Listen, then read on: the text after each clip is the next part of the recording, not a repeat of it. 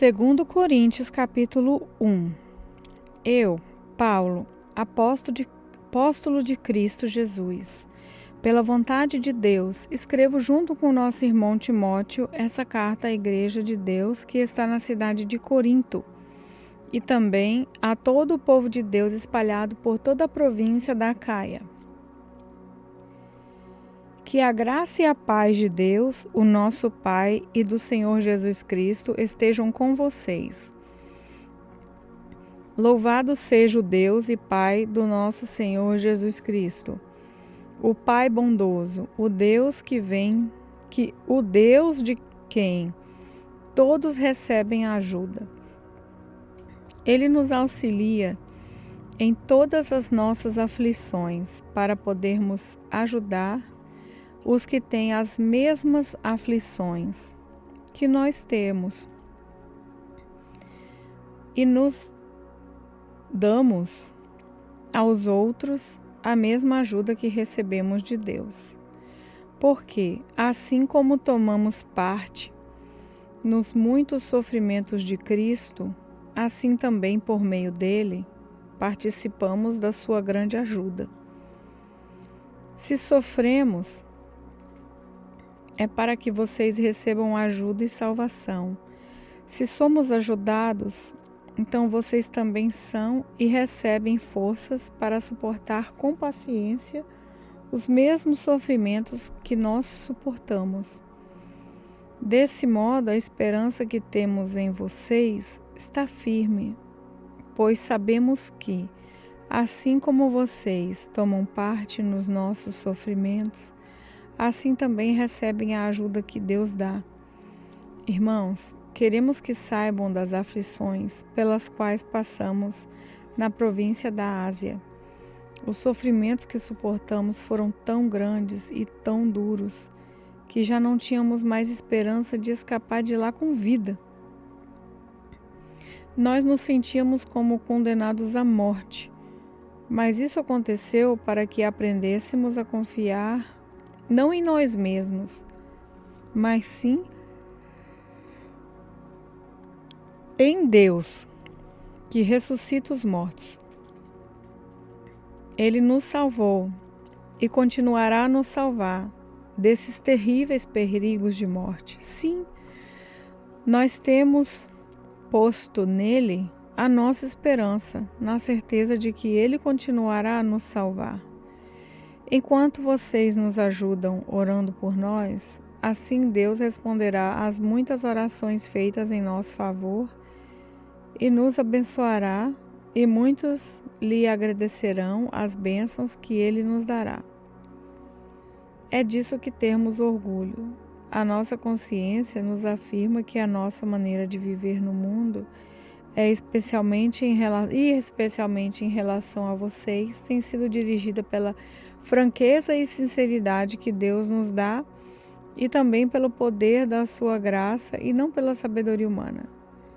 Pois escrevemos a vocês somente o que vocês podem ler e entender. Agora, vocês nos entendem só em parte, mas espero que cheguem a nos compreender completamente, para que, no dia do nosso Senhor Jesus, vocês tenham orgulho de nós, como nós temos de vocês. Eu estava tão certo que tudo isso, que no início fiz planos para ir visitar vocês a fim de que vocês pudessem ser abençoados mais uma vez. De fato, eu estava pensando em visitá-los na minha ida para a província da Macedônia e também na volta, a fim de conseguir ajuda para a minha viagem à Judéia. Será que fui irresponsável quando resolvi fazer isso? Será que, ao fazer os meus planos, penso somente nos meus próprios interesses e por isso digo sim, sim e não, não ao mesmo tempo? Em nome de Deus, que é verdadeiro, o que prometi a vocês não foi um sim ou um não ao mesmo tempo. Pois Jesus Cristo, o Filho de Deus, que foi anunciado entre vocês por Silas, por Timóteo e por mim mesmo, não é sim e não ao mesmo tempo. Pelo contrário, ele é o sim de Deus. Porque é o sim de todas as promessas de Deus, porque dizemos amém, por meio de Jesus Cristo, para a glória de Deus. Pois o próprio Deus que nos dá a nós e a vocês a certeza de que estamos unidos com Cristo. E foi Deus quem nos separou para si mesmo. Como dono, Ele pôs a sua marca em nós e colocou no nosso coração o Espírito Santo e a garantia das coisas que Ele guarda para nós. Eu chamo Deus como a minha testemunha. Ele conhece o meu coração. A fim de evitar aborrecimentos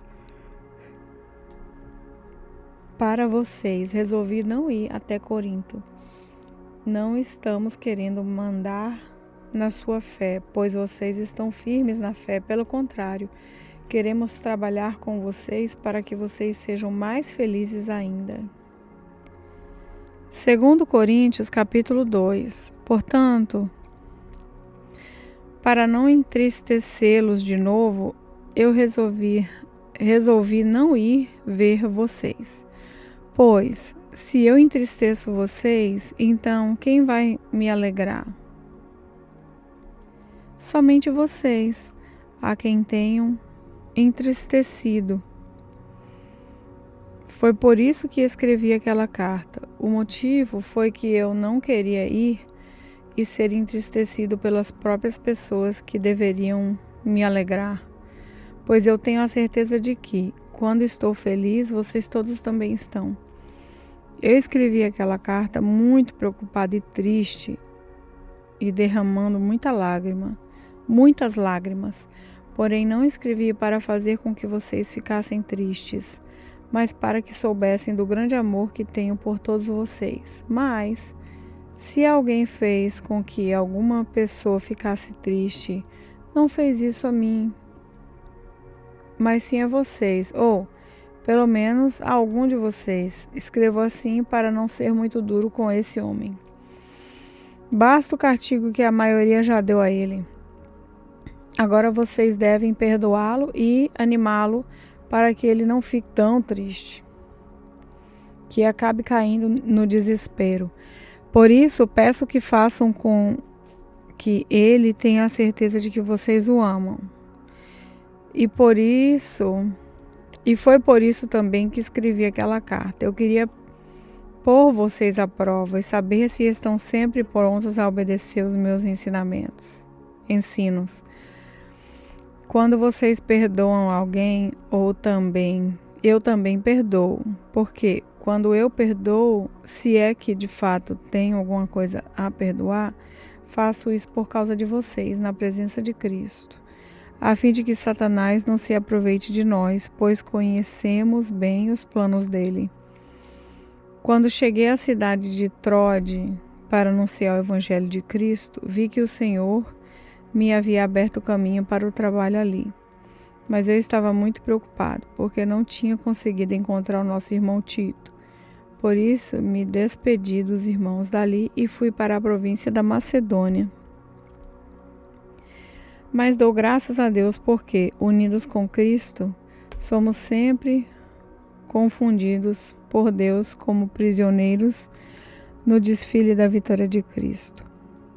Como um perfume que se espalha por todos os lugares, somos usados por Deus para que Cristo seja conhecido por todas as pessoas, porque somos como o cheiro suave do sacrifício de Cristo, que Cristo oferece a Deus, cheiro que se espalha entre os que estão sendo salvos e os que estão se perdendo. Para os que estão se perdendo, é um mau cheiro que mata, mas para os que estão sendo salvos, é um perfume muito agradável que dá vida. Então, quem é capaz de realizar um trabalho como esse? Nós não somos muito como muitas pessoas que entregam a mensagem de Deus como se estivessem fazendo um negócio qualquer. Pelo contrário, foi Deus quem nos enviou e por isso anunciamos a sua mensagem com sinceridade. na presença dele, como mensageiros de Cristo. 2 Coríntios 3. Quando dizemos isso, será que estamos começando a nos elogiar a nós mesmos? Por acaso, como acontece com alguns, nós precisamos entregar cartas de recomendação para vocês ou pedi-las a vocês? Vocês mesmos são a nossa carta, escrita no nosso coração, para ser reconhecida e lida por todos. Sim, é claro que vocês são uma carta escrita pelo próprio Cristo e entregue por nós. Ela não foi escrita com tinta, mas com o Espírito do Deus vivo. Ela não está gravada em placas de pedra, mas em corações humanos. Dizemos isso por causa da confiança que temos em Deus por meio de Cristo. Em nós não há nada que nos permita afirmar que somos capazes de fazer este trabalho, pois a nossa capacidade vem de Deus. É Ele quem nos torna capazes de servir a nova aliança, que tem como base não a lei escrita, mas o Espírito de Deus. A lei escrita mata, mas o Espírito de Deus dá vida. Quando a lei que traz a morte foi gravada em placas de pedra, a glória de Deus apareceu e o rosto de Moisés ficou brilhando. O brilho do seu rosto já estava desaparecendo quando ele entregou as placas ao povo de Israel. Mas mesmo assim esse brilho era tão forte que os israelitas não podiam fixar os olhos em Moisés. Se o domínio da lei veio com tanta glória, quanto maior ainda é a glória que acompanha o domínio do Espírito de Deus.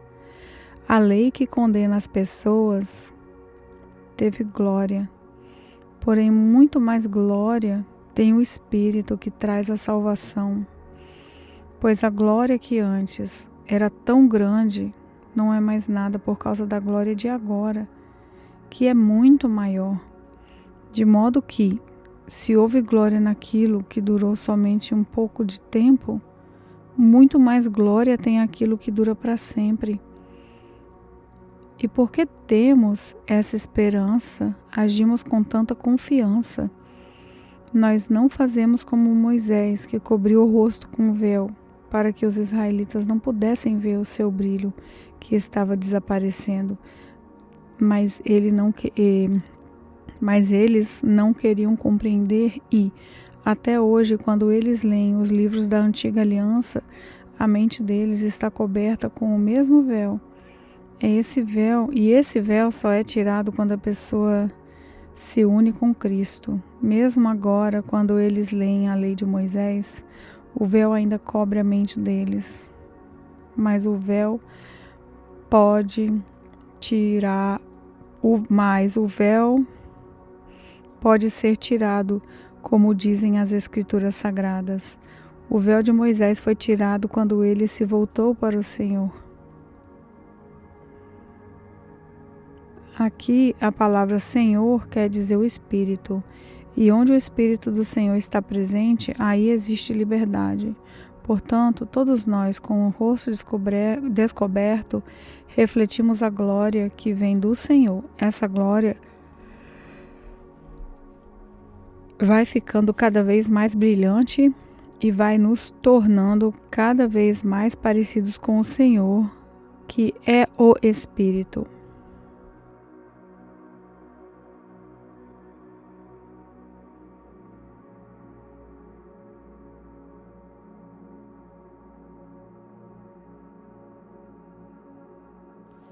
Eu sou a pastora Betânia Friaça, da Lagoinha, Lisboa. Oremos.